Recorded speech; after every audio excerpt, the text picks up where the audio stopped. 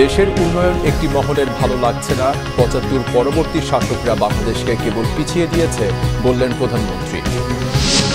সন্ত্রাসের জন্ম আওয়ামী লীগের, দেশ চালাচ্ছে অদৃশ্য শক্তি বলেছেন মির্জা ফখরুল। সিন্দাবাদের দৈত্যের মতো চেপে আছে সরকার, মন্তব্য জিএম কাদেরের। ডোনাল্ড লুট সফরে চাঙ্গা হয়ে লাভ নেই, বিএনপির পক্ষে আর আসবে না যুক্তরাষ্ট্র বলেছেন ওবায়দুল কাদের। রাজনীতির ব্যাংকের কোমর ভেঙে গেছে, মন্তব্য হাসান মাহমুদের। দেখছিলেন বিআরবি কেবলস সংবাদ শিরোনাম, এবারে বিস্তারিত। প্রধানমন্ত্রী শেখ হাসিনা বলেছেন, দেশের উন্নয়ন একটি গোষ্ঠীর ভালো লাগে না। উন্নয়নের সুবিধা যখন মানুষ পাচ্ছে তখনও সবকিছু নিয়ে তাদের সমালোচনা নিয়েও প্রশ্ন তোলেন তিনি। সম্পদের সীমাবদ্ধতার কথা মাথায় রেখে উন্নয়ন সচল রাখতে প্রয়োজনীয় টেকসই, সাশ্রয়ী, পরিবেশ বান্ধব উন্নয়ন পরিকল্পনার জন্য প্রকৌশলীদের নির্দেশ দেন প্রধানমন্ত্রী। Institution of engineers Bangladesh IEB এর ৬১তম কনভেনশনের উদ্বোধনী অনুষ্ঠানে শনিবার সকালে যোগ দেন তিনি। ৭৫ পরবর্তী সরকারগুলোর দেশকে পিছিয়ে দেওয়ার কথাও স্মরণ করিয়ে দেন শেখ হাসিনা। রকনুজ্জামানের রিপোর্ট। শনিবার রাজধানীর রমনায় ইঞ্জিনিয়ার্স ইনস্টিটিউট অব বাংলাদেশ আইইবির ৬১তম কনভেনশনের উদ্বোধনী অনুষ্ঠানে যোগ দেন প্রধানমন্ত্রী শেখ হাসিনা। অনুষ্ঠানে দেয়া বক্তব্যে প্রধানমন্ত্রী বলেন, বৈশ্বিক প্রতিকূল পরিস্থিতি মোকাবেলা করে উন্নয়ন অগ্রযাত্রা ধরে রাখতে সক্ষম হয়েছে সরকার। উন্নয়ন সচল রাখতে টেকসই, সাশ্রয়ী ও পরিবেশ বান্ধব উন্নয়ন পরিকল্পনার উপর জোর দেন সরকার প্রধান। যে পরিকল্পনা হোক, সেই পরিকল্পনার জন্য ১ নম্বর হচ্ছে পরিবেশ বান্ধব হতে হবে, কারণ জলবায়ু অভিঘাত থেকে আমাদের দেশকে রক্ষা করা এটা আমাদের লক্ষ্য এবং এটা আমাদের করতেই হবে। আমাদের খরা, বন্যা, জলস্তর প্রতিনিয়ত মোকাবেলা করতে হবে, কাজে সেদিকে রেখেই আমাদের পরিকল্পনা গ্রহণ। পাশাপাশি পরিকল্পনাগুলি যেন টেকসই হয় এবং খরচের দিকটাও বিবেচনায় নিতে হবে। হয়তো যে কোনো পরিকল্পনা আমরা গ্রহণ করি, এটা আমি টেকনিক্যাল নির্দেশ দিয়েছি যে সেই পরিকল্পনায় এই কাজটা করলে এর থেকে জনগণ কতটুকু লাভবান হবে বা তার রিটার্ন কি আসবে বা যেটা আমাদের জন্য উপযোগী, সেই ধরনের পরিকল্পনা নিতে হবে। সরকারের সব উন্নয়নের ঢালাও সমালোচনার উদ্দেশ্য নিয়েও প্রশ্ন তোলেন শেখ হাসিনা। আমি খুব অবাক হয়ে যাই যে আমাদের দেশে কিছু কিছু মানুষ আছে, আপনি যাই করেন কিছুই ভালো লাগে না, একটা কিছু ভালো লাগে না গোষ্ঠী আছে। যেমন একজন কেউ প্রশ্ন তুললেন, কি পদ্মা সেতুতে রেলের যোগাযোগের কি দরকারটা ছিল, বা স্যাটেলাইট 2-এরই বা প্রয়োজন কি আছে, অথবা পরমাণু বিদ্যুৎ কেন্দ্র কেন করা হলো, খামাখা টাকা নষ্ট। মেট্রো রেল এর তো প্রয়োজনই ছিল না, 30,000 কোটি টাকা দিয়ে মেট্রো রেল কেন করা হলো, 3,000 কোটি টাকা খরচা করলেই তো যানজট দূর হয়ে যেত। যারা বলে এই রেলের কি দরকার ছিল, সে কি দরকার ছিল দিয়ে আমার মানে এদের একটু ছবি তুলে রেখে তারপর মেট্রো রেলে চললো কিনা, টানেলে গেল কিনা, এক্সপ্রেসওয়েতে উঠলো কিনা, বা এই সুবিধাগুলি নিচ্ছে কিনা একটু দেখা দরকার, সেটাই আমি বলবো। এই ভালো না লাগাগুলো কী বলো না বলো তাতে কিছু আসা যায় না। আমার দেশের সাধারণ মানুষ ভালো আছে কিনা, তাদের উন্নতি হচ্ছে কিনা, তাদের ভাগ্য পরিবর্তন হচ্ছে কিনা, সেখানেই আমার মাথা ব্যথা, সেটাই আমি দেখতে চাই। তবে আপনারাও দয়া করে আপনাদের প্রত্যেকটা কাজে, প্রত্যেকটা পরিকল্পনা, প্রত্যেকটা ক্ষেত্রে আমার তৃণমূল মানুষগুলি তাদের ভাগ্য পরিবর্তন করে বাংলাদেশটাকে আমরা এগিয়ে নিয়ে যাব। বিশ্বের সাথে তাল মিলিয়ে মাথা উঁচু করে চলতে উন্নয়ন পরিকল্পনায় আরও গবেষণার প্রয়োজনীয়তার কথাও প্রকৌশলীদের সামনে তুলে ধরেন সরকার প্রধান। রকনুজ্জামান, বাংলা ভিশন, ঢাকা। বিএনপির মহাসচিব মির্জা ফখরুল ইসলাম আলমগীর বলেছেন, আওয়ামী লীগ নয়, দেশ চালাচ্ছে অদৃশ্য শক্তি। অদৃশ্য শক্তির ইশারা বাস্তবায়ন করছে আওয়ামী লীগ। সন্ত্রাসের মধ্য দিয়ে আওয়ামী লীগের জন্ম, দলটির লজ্জা শরম নেই বলেও মন্তব্য করেন বিএনপি মহাসচিব। আরও জানাচ্ছেন জাহাঙ্গীর আকন্দ, ছবি তুলেছেন এম সেলিম। বিএনপি চেয়ারপারসন বেগম খালেদা জিয়া, যুবদল সভাপতি সুলতান সালাউদ্দিন টুকু সহ বন্দী নেতাকর্মীদের মুক্তি এবং ভারপ্রাপ্ত চেয়ারম্যান তারেক রহমানের নামে মামলা প্রত্যাহারের দাবিতে নয়াপল্টনের কেন্দ্রীয় কার্যালয়ের সামনে সমাবেশ করে জাতীয়তাবাদী যুবদল। এতে রাজধানীর বিভিন্ন প্রান্ত থেকে নেতাকর্মীরা মিছিল নিয়ে সমাবেশে যোগ দেন। সমাবেশে বিএনপির মহাসচিব বলেন, বেগম জিয়া মুক্ত হলে সরকারের মসনদ ভেঙে পড়বে, সেই ভয়েই তাকে আটক করে রাখা হয়েছে। উন্নত চিকিৎসার জন্য বিদেশে যেতে দেওয়া হচ্ছে না। বিচার ব্যবস্থাকে দলীয়করণ করে সরকার বিরোধী দল নির্যাতনের হাতিয়ার বানিয়েছে। সরকার ভিন্ন মোড়কে দেশে একদলীয় শাসন ব্যবস্থা কায়েম করেছে বলে মন্তব্য করেন তিনি। আবার সন্ত্রাসের চেষ্টা করা হলে ডাবল শিক্ষা দেওয়া হবে। আওয়ামী লীগ সাধারণ সম্পাদক ওবায়দুল কাদেরের এমন বক্তব্যের সমালোচনা করেন মির্জা ফখরুল। বিএনপি কখনোই সন্ত্রাস করে নাই। বিএনপির সন্ত্রাসের ইতিহাস নেই। সন্ত্রাসের ইতিহাস আপনাদের। আমি বহুবার বলেছি, সন্ত্রাসের মধ্য দিয়ে আপনাদের জন্ম। আপনারা যখন আওয়ামী লীগের মৌলানা ভাসানী সভাপতি ছিলেন, সেই মৌলানা ভাসানীকে আপনারা বিতাড়িত করে মেরে তাড়িয়ে দিয়ে তাকে রূপগড় সিনেমা হল থেকে বের করে দিয়েছিলেন। তারপরেই মৌলানা ভাসানী বাইরে বেরিয়ে গিয়ে মাওবাদ ইনস্টিটিউটে সেদিন ল্যাব তৈরি করেছিলেন। সেই ইতিহাস আমরা ভুলে যাই। বিএনপির মহাসচিব বলেন, সরকার উন্নয়নের বড়াই করে, অথচ মানুষ বাজারে গেলে কিছুই কিনতে পারে না। দেশ লুটপাট করে শেষ করে দিয়েছে। নির্বাচন ব্যবস্থা ভেঙে দিয়েছে বলে মন্তব্য করেন তিনি। আওয়ামী লীগ দাবি করে যে তারা দেশ চালাচ্ছে। আসলে কি তারা দেশ চালাচ্ছে? তারা দেশ চালায় না, এক অদৃশ্য শক্তি দেশ চালাচ্ছে বন্ধুগণ। এবং যাদের নির্দেশে তারা আজকে বাংলাদেশে মানুষের অধিকারগুলোকে কেড়ে নিয়েছে। একদিকে দুর্নীতি, একদিকে অনিয়ম, একদিকে কোনো জবাবদিহিতা নাই। নির্বাচন ব্যবস্থা ওটা তো সম্পূর্ণভাবে তারা গিলে খেয়ে ফেলেছে। এবং প্রতিবার নির্বাচনে এক একটা নতুন নতুন কৌশল উদ্ভাবন করে। এবার উদ্ভাবন করেছে দামি নির্বাচন। এখন নাকি গণতন্ত্র প্রতিষ্ঠিত হয়েছে। এই যদি গণতন্ত্রের চেহারা হয়, তাহলে এরশাদ সাহেবরা যাবেন কোথায়? তাহলে হিটলার যাবে কোথায়? মুসলমান যাবে কোথায়? আমাদের লজ্জাও করেন না। আপনারা এখন সরম বলতে তো কিছু নাই না। লজ্জা সরমের সব পাতা খেয়ে ফেলেছে। সমাবেশে বিএনপির অন্য নেতারা বলেন, সরকার দেশের অর্থনীতি ধ্বংস করে দিয়েছে, ব্যাংক লুট করে বিদেশে টাকা নিয়ে যাচ্ছে। সিঙ্গাপুরের চতুর্থ ধনী এখন বাংলাদেশি ব্যবসায়ী। বাংলাদেশে এত টাকা গেল কোথায়? একটা প্রশ্ন। বিগত কিছুদিনের মধ্যে আদানি গোষ্ঠী, শিল্প গোষ্ঠী ভারতের 10,000 কোটি টাকা নিয়ে গেছে বাংলাদেশে। 4,500 কোটি টাকা শুধুমাত্র ক্যাপাসিটি চার্জ, যার কোনো বিদ্যুৎ দিতে হয় নাই। আর বহু বিদ্যুৎ কারখানা, বিদ্যুতের বিদ্যুৎ উৎপাদনকারী প্রতিষ্ঠান রয়ে গেছে, যারা হাজার হাজার কোটি টাকা বিদেশে পাচার করে দিয়েছে। নির্বাচনে ভোটারের আগমন দেখেছেন? নাই। অর্থাৎ নির্বাচন ব্যবস্থাটা এমন একটা অবস্থা দাঁড়াইছে, জনগণকে ভোট থেকে নেওয়া মানবিক কারণে বেগম জিয়াকে মুক্তি দিয়ে উন্নত চিকিৎসার জন্য বিদেশ পাঠানোর দাবি জানান বিএনপি নেতারা। জাহাঙ্গীর আকন্দ, বাংলাভিশন, ঢাকা। জাতীয় পার্টির চেয়ারম্যান জিএম কাদেরের অভিযোগ, সিন্দাবাদের দৈত্যের মতো জনগণের উপর চেপে আছে সরকার। শনিবার দলের মহানগর উত্তরের মতবিনিময় সভায় তিনি এ অভিযোগ করেন। জিএম কাদের বলেন, জাতি বড় সংকটের মধ্যে আছে, দিন যত যাচ্ছে সংকট ততই গভীর হচ্ছে। দেশের মানুষ যে আয় করছে তা দিয়ে চলতে পারছে না। ডলারের দাম বাড়ার কারণে মূল্যস্ফীতি আরও বাড়বে বলে সংখ্যা তার। অভিযোগ করেন, মানুষের এমন অসহায়ত্বের মাঝে একটা গোষ্ঠী বিশাল অর্থ সম্পদের মালিক হচ্ছে। দিন দিন বৈষম্য বাড়ছে। অভিযোগ করেন, সরকার শক্তি প্রয়োগ করে জনগণকে জিম্মি করে রাখছে, নিজেদের সিদ্ধান্ত চাপিয়ে দিয়ে জনগণকে তা মানতে বাধ্য করছে। দেশকে বিরাজনীতিকরণের দিকে ঠেলে দিয়ে একদলীয় শাসন ব্যবস্থা চাপিয়ে দেওয়া হচ্ছে বলেও মন্তব্য করেন জিএম কাদের। জনগণের কথায় দেশ চলবে, জনগণের কথায় সরকার পরিবর্তন হবে, এরকম কোনো বিষয় ঘটছে না। জনগণের কথা বলারই অধিকার নাই, বলতে গেলেই নানান ধরনের সমস্যা। তা কথা বলার শোনারও কোনো দরকার নেই।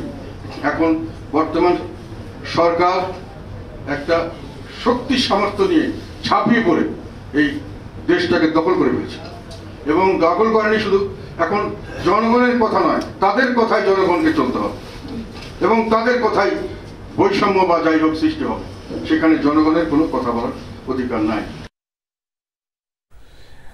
আওয়ামী লীগ সাধারণ সম্পাদক ওবায়দুল কাদের বলেছেন, মার্কিন দূত ডোনাল্ড লুড সফর ঘিরে চাঙা বিএনপি, তবে দলটির স্বপ্ন পূরণে আর কখনোই এগিয়ে আসবে না যুক্তরাষ্ট্র।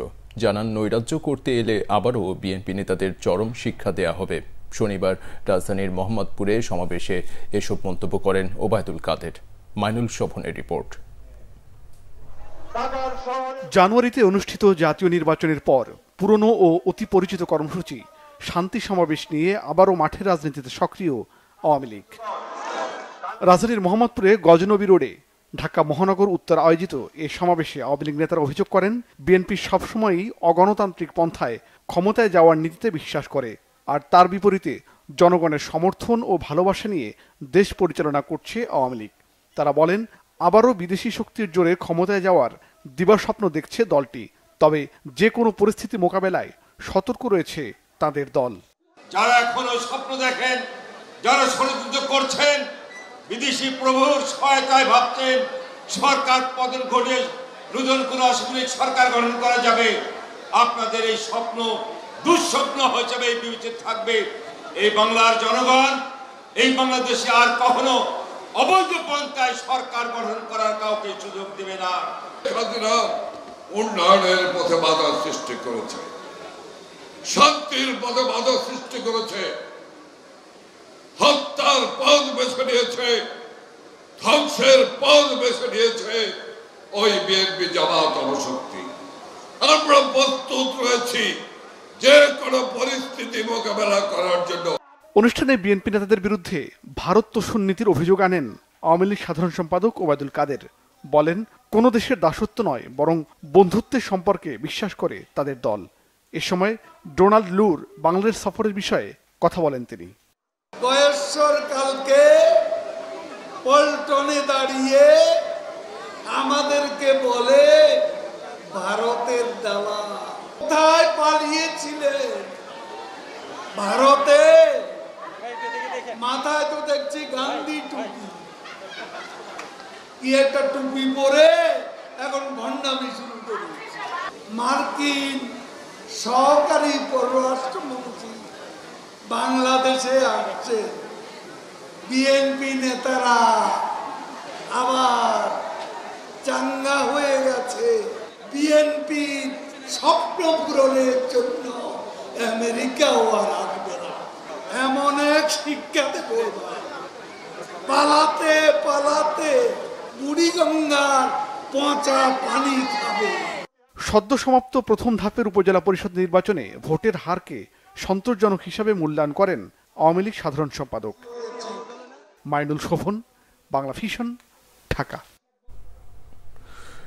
এদিকে পররাষ্ট্রমন্ত্রী ডক্টর হাসান মাহমুদ বলেছেন, রাজনীতিতে মাহমুদুর রহমান মান্নার মতো কিছু পরিত্যক্ত লোক আছেন যাদের কাজ ঘুরে ঘুরে দলবদল করা আর ব্যাঙের মতো বড় বড় শব্দ করা।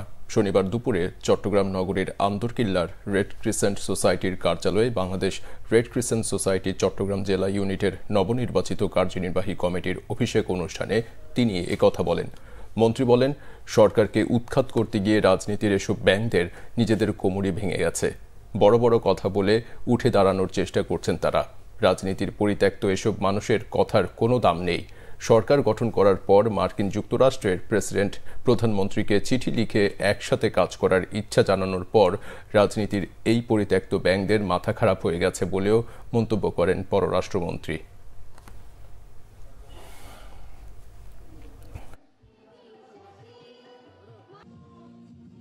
ব্যাঙ আছে না, ব্যাঙ কিন্তু ছোট, কিন্তু ব্যাঙের আওয়াজ অনেক বড়।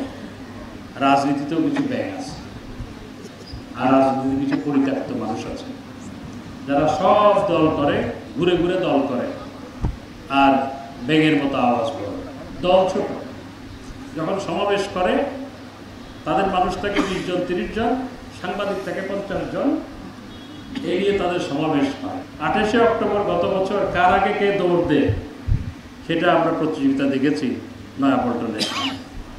এখন মাহমুদুর রহমান মান্না সহ আরো কিছু দল আছে, ব্যক্তি বিশেষ আছে, যারা ঘুরে ঘুরে দল করে, নিজের দলের কোনো ভিত্তি নাই।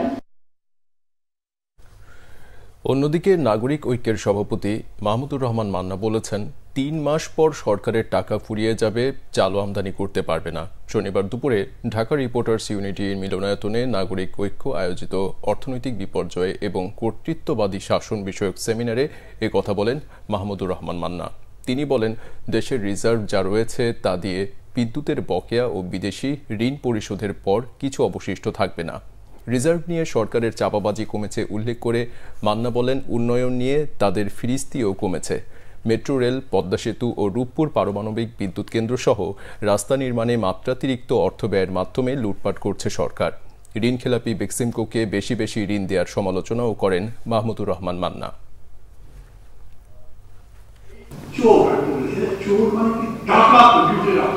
আমাদের আজকের অর্থনীতির যে বিপর্যয় মানে কি?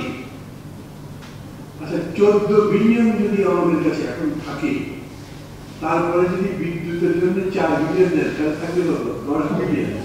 তারপরে যদি বিদেশের যে ঋণ আছে সেগুলো যদি দেয়, 1 মাস পরে আপনার কাছে টাকা থাকবে, পেঁয়াজ আমদানি করতে পারবে, চাল আমদানি করতে পারবে না, আমদানি করবার টাকাই থাকবে আপনার কাছে। প্রবীণ কমিউনিস্ট নেতা হায়দার আকবর খান রনকে বনানী কবরস্থানে দাফন করা হবে সোমবার। সেদিন সকালে প্রথমে সিপিবি ভবন ও পরে শহীদ মিনারে শেষ শ্রদ্ধা জানানো হবে আজীবন প্রগতিশীল বাম চিন্তার ধারককে। দীর্ঘদিন ফুসফুসের রোগে ভুগে 82 বছর বয়সে চিকিৎসাধীন অবস্থায় মৃত্যুবরণ করেন মুক্তিযুদ্ধের অন্যতম সংগঠক, বাংলা একাডেমি পদকপ্রাপ্ত রণ। এক সন্তানের জনক হায়দার আকবর খান রণ তার কর্নিয়া দান করে গেছেন। রিপোর্ট ফররুখ বাপুর।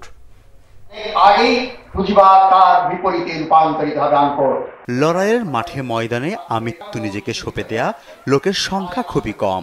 রাজনৈতিক ফয়দা না নিয়ে জুলুম মুক্ত দেশ গঠনের লড়াইয়ের অগ্রভাগের সৈনিক হায়দার আকবর খান রণ।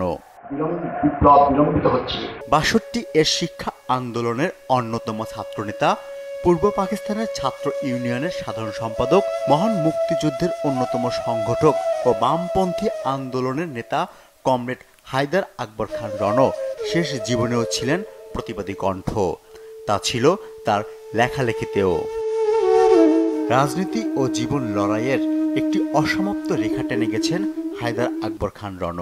শুক্রবার রাত 2টার দিকে রাজধানীর একটি বেসরকারি হাসপাতালে শেষ নিঃশ্বাস ত্যাগ করেন তিনি। সোমবার সকাল 10টায় মুক্তি ভবন পল্টনে কমিউনিস্ট পার্টির অফিসে তাকে নিয়ে যাওয়া হবে। সেখানে কমরেডরা শ্রদ্ধা জানাবেন। তারপরে র্যালি করে কমরেডরা র্যালি করে বাবাকে নিয়ে যাবেন শহীদ মিনারে। রাজনীতির ভিড়ে নিজেকে লোভ মুক্ত রেখে আজীবন করে গেছেন নিপীড়ন মানুষের মুক্তির লড়াই। এই মুক্তিযুদ্ধের যে প্রধান আকাঙ্ক্ষা যে বাংলাদেশের একটা শোষণমুক্ত বাংলাদেশ হবে, সেই আকাঙ্ক্ষার এরা হচ্ছেন পুরোধা। আমাদের আদর্শগত জায়গা থেকে আমরা রণবাক্য ধারণ করি এবং সামনের দিনে এই ওনার দেখানো পথ ধরে আমরা সামনের বাংলাদেশ গড়ে তোলার একটা যেই বৃহত্তর লক্ষ্য, সে লক্ষ্যে আমরা এগিয়ে যাব। জীবদশায় হায়দার আকবর খান রণ লিখেছেন অসংখ্য বই। রাজনীতি ও সাহিত্যে বিশেষ অবদান রাখার জন্য 2021 সালে হায়দার আকবর খানকে ভূষিত করা হয় বাংলা একাডেমি সাহিত্য পুরস্কারে। 1942 সালের 31 আগস্ট অবিভক্ত ভারতের কলকাতায় জন্ম হায়দার আকবর খান রণর। তার পৈতৃক নিবাস নড়াইলের বড়াশুলা গ্রামে। ফররুখ বাবু, বাংলা ভিশন, ঢাকা।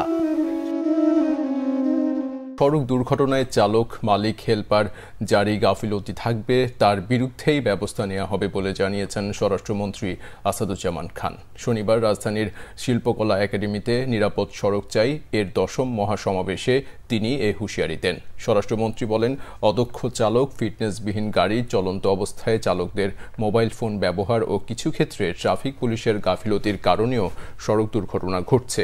দুর্ঘটনায় প্রতিদিন সড়কে অন্তত 14 জন প্রাণ হারাচ্ছেন জানিয়ে মন্ত্রী বলেন, দুর্ঘটনা প্রতিরোধে কয়েকটি কারণ চিহ্নিত করা হয়েছে। মন্ত্রী বলেন, সড়ক দুর্ঘটনা রোধে সরকারের 17টি নির্দেশনা বাস্তবায়ন হলে দুর্ঘটনা অনেকটাই কমে আসবে। সুন্দরবন পশ্চিম বন বিভাগে শত কোটি টাকার উন্নয়ন প্রকল্পের বেশিরভাগ টেন্ডার ছাড়াই কোটেশনে করার অভিযোগ উঠেছে। ম্যানিপুলেশনের মাধ্যমে পছন্দের ঠিকাদারকে দিয়ে কাজ করানোর ঘটনা অনুসন্ধানে নেমেছে দুদক। গৃহীত প্রকল্পের অবকাঠামো নির্মাণ সহ অন্যান্য কাজ নিম্নমানের করে টাকা আত্মসাতের অভিযোগ বিভাগীয় বন কর্মকর্তা ডক্টর আবু নাসের মহসিন হোসেন সহ 7 জনের বিরুদ্ধে। সুন্দরবনের অনিয়ম নিয়ে আতিয়ার পারভেজের 2 পর্বের ধারাবাহিক প্রতিবেদনের প্রথম পর্ব থাকছে আজ। সুন্দরবন খুলনার অংশে নির্মাণাধীন ইকো ট্যুরিজম, বাঘ সংরক্ষণ, শেখ রাসেল ইকো পার্ক থেকে শুরু করে ডলফিন, সুন্দরবন সুরক্ষা সহ নানা প্রকল্পে শত কোটি টাকা ব্যয় করা হচ্ছে। বেশিরভাগ কাজ করছেন ফয়জুল ইসলাম পলাশ নামে এক ঠিকাদার। কোথাও কাজের বিবরণ উল্লেখ করে দেয়া হয়নি কোনো সাইনবোর্ড। কাজের মান নিয়েও আছে নানা প্রশ্ন। মিষ্টি পানি যদি 1 ড্রাম হয় আর 10 ড্রাম হইতে গেলে সব নদীর পানি, সব নদীর পানিতে করা হয়েছে। বাইরে যে বিল্ডিংটা করা হয়েছে সব ওই জায়গায় গর্ত করে, যে গর্ত যে পানি সেই পানি যে নোনা পানি করা হয়। এই কারণের জন্যই ওরা মানে যে টেকবে না। জাল নদী বন্ধ করে দিয়ে লিভার ডেকে নিয়ে যায়, যারা জেলে বাওয়ালি এদের ডেকে নিয়ে যায়, এদের পয়সা দেয় না। কাজগুলো হচ্ছে নর্মাল, খুব মানে ঠিকমতো সিমেন্ট মানে বালু টালু দেওয়া হচ্ছে না। অস্বচ্ছ টেন্ডার প্রক্রিয়ার মাধ্যমে বাস্তবায়নাধীন কাজ নিয়ে ক্ষুব্ধ নাগরিক নেতারা। যখনই যোগ্যতার ভিত্তিতে কাজগুলো না দেওয়া হবে তখন কিন্তু কাজের মান কিন্তু কমে যাবে। কে কোন কাজের জন্য যোগ্য, তার এক্সপিরিয়েন্সটা কি আছে, এখানে সম্পর্কের কোনো ব্যাপার নাই। কেন এই টাকাগুলো জনগণের টাকা, এই উন্নয়নটা কোনো রাষ্ট্রের উন্নয়ন। এটা যত বেশি সাস্টেন করবে রাষ্ট্র তত বেশি সমৃদ্ধ হবে। বনের ভেতরে কাজ করা অনেক চ্যালেঞ্জ বলে মনে করেন খুলনার বন সংরক্ষক।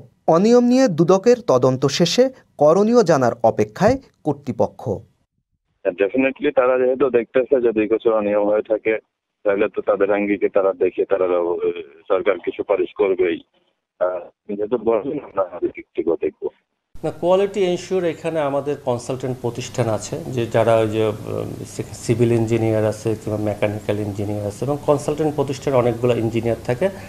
তারা মূলত এখানে যে সমস্ত অবকাঠামোগুলো হয় সেটা দেখভাল করে থাকেন। এছাড়া যে বিভিন্ন টেস্ট আছে, কোয়ালিটি টেস্ট, সেগুলো তো আমরা বিভিন্ন বুয়েট কিংবা যে কুয়েট আছে সেই সমস্ত জায়গা থেকে মেটেরিয়ালস আমরা চেক করে নিয়ে আছি। প্রকল্পের অনিয়ম ও দুর্নীতি নিয়ে কথা বলতে চাননি বিভাগীয় বন কর্মকর্তা, দেননি সুনির্দিষ্ট কোনো তথ্য। সুন্দরবনের উন্নয়ন প্রকল্পের টাকা হরিলুটের সাথে যারা জড়িত তাদের বিরুদ্ধে কঠোর ব্যবস্থার পাশাপাশি প্রকল্পটি যাতে বাস্তবে কাজ হয় তার সুব্যবস্থা করার দাবি জানিয়েছেন খুলনাবাসী। আতিয়ার পারভেজ, বাংলা ভিশন, খুলনা। সংবাদ শেষ করব বিআরবি কেবলস শিরোনামগুলো আরেকবার জানিয়ে দিয়ে। দেশের উন্নয়ন একটি মহলের ভালো লাগছে না, ৭৫ পরবর্তী শাসকরা বাংলাদেশকে কেবল পিছিয়ে দিয়েছে বললেন প্রধানমন্ত্রী। সন্ত্রাসের জন্ম আওয়ামী লীগের, দেশ চালাচ্ছে অদৃশ্য শক্তি বলেছেন মির্জা ফখরুল। সিন্দাবাদের দৈত্যের মতো চেপে আছে সরকার, মন্তব্য জিএম কাদেরের। ডোনাল্ড লুর সফরে চাঙ্গা হয়ে লাভ নেই, বিএনপির পক্ষে আর আসবে না যুক্তরাষ্ট্র বলেছেন ওবায়দুল কাদের। রাজনীতির ব্যাংকের কোমর ভেঙে গেছে মন্তব্য হাসান মাহমুদের। এই ছিল এখনকার মতো, পরে সংবাদ সকাল 7:30টায়। এছাড়া বাংলা ভিশন সংবাদ ও সংবাদ সংশ্লিষ্ট অনুষ্ঠান দেখতে ভিজিট করুন www.bvnews24.com ও facebook.com/banglavisionnews এবং সাবস্ক্রাইব করুন youtube.com/banglavisionnews। এতক্ষণ সাথে থাকায় ধন্যবাদ।